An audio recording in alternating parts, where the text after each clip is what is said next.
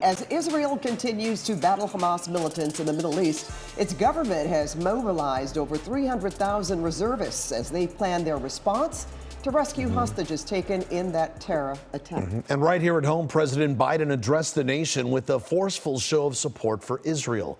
The war, which has claimed at least 1,900 lives on both sides, is expected to escalate. And President Biden condemned the attack by Hamas, which he revealed killed at least 14 Americans. President Biden said the U.S. sent a carrier strike group, including the USS Gerald Ford, and was also sending special operators to help Israel coordinate the rescue of more than 100 hostages held by the militant group, including Americans. This was an act of sheer evil. Parents butchered using their bodies to try to protect their children. Women raped, assaulted, paraded as trophies. Anyone thinking of taking advantage of this situation, I have one word: don't. The president huddled with his national security team today and held his third call with Prime Minister Benjamin Netanyahu, offering full military support. Meanwhile, Israeli warplanes have been hammering the Gaza Strip today in retaliation for Hamas's deadly weekend attack. Neighborhood by neighborhood, buildings were reduced to rubble and Palestinians caught in the crossfire. KCAL News political reporter Tom Wade has been following the latest developments. And just horrifying images, as we saw last night and again tonight, and no end in sight, right? So more harrowing details about the victims, and we've learned 2 of the hostages that were taken back into Gaza are either from California or have ties to the Golden State. Their families speaking out and pleading for Hamas to set them free. In the Gaza Strip, the barrage of Israeli bombs continued. Retribution for the horrors committed by Hamas terrorists over the weekend. Israel vowing to decimate the terror group. Israel says it's destroying weapons storage and infrastructure used by Hamas. Palestinian officials put the death toll Tuesday at close to 900, and the United Nations says more than a dozen health facilities have been hit.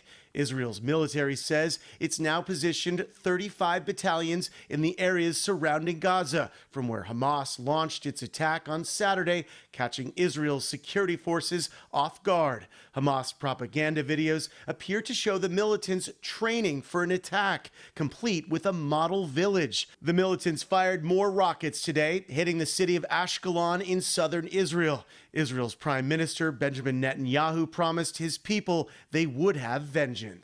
Hamas will understand that by attacking us, they've made a mistake of historic proportions. We will exact a price that will be remembered by them and Israel's other enemies for decades. But the scale of what the militants inflicted on Israel is still emerging. In some farming communities, people were murdered wherever the gunmen found them. Mothers, fathers, babies, young families killed in their bed, in the protection room, in the dining room, or in the garden outside. This is new video of the aftermath of the massacre at the music festival that was among the first targets of the Hamas terrorists after they broke through the Gaza border wall. The militants murdered hundreds, but also took hostages, including 23-year-old Hirsch Goldberg Polin from Berkeley. His parents spoke with CNN. They came under heavy fire, gunfire, and grenades. Hirsch's parents say witnesses told them their son, along with others, went to a bomb shelter, but the terrorists found them and attacked. Hirsch's arm was blown off from his elbow down. So we know that he has been critically wounded.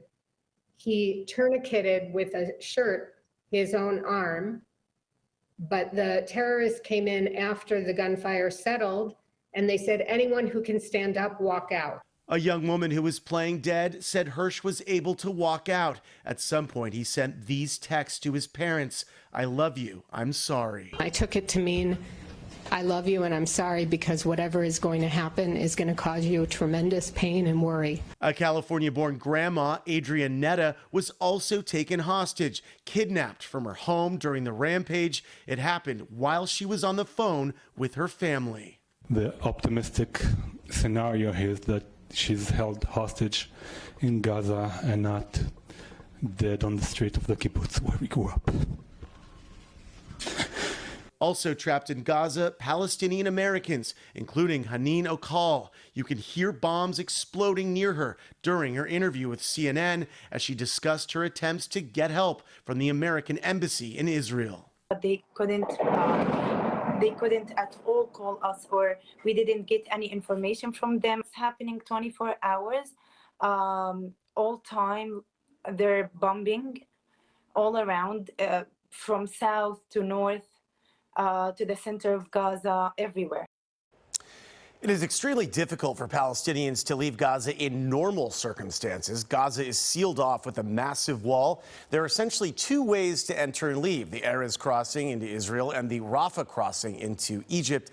And during the initial attack, the Hamas terrorists blew up parts of the Erez crossing into Israel. And then witnesses say that during the bombardments from Israel that they blew up the rest of it.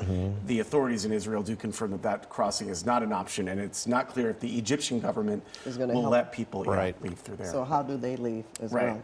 That's the main question. Just going to go with that son that said the optimistic version is that his mother is safe. Is safe, Absolutely. All right. Thanks so much, Tom. Thanks, Pat.